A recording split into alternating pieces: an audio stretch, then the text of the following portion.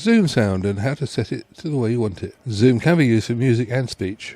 What you have to do is click the words next to the shield on the left hand side. Not the shield, but the words. The words say sound for musicians and it tells you whether it's on or off. Turn it off and this message appears. Noise reduction is off. That means you've now got pure sound. That means it's doing nothing to it and the sound that comes in the microphone is what it feeds out.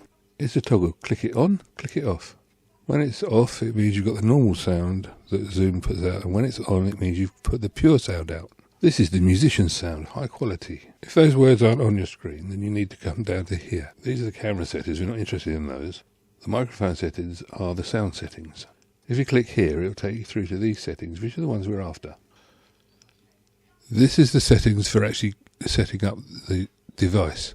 So when you look at it here, you've got this one here which says automatic level control for the microphone. That's good. It means you don't have to be worrying about how loud you are.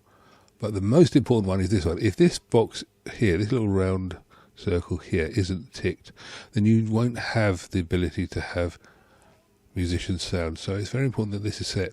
And within there, you've got the ability to set a couple of parameters, high fidelity and echo cancellation. And that's the way it's done.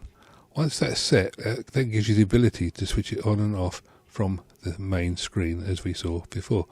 If you don't have that box, that little circle highlighted, then you won't have it.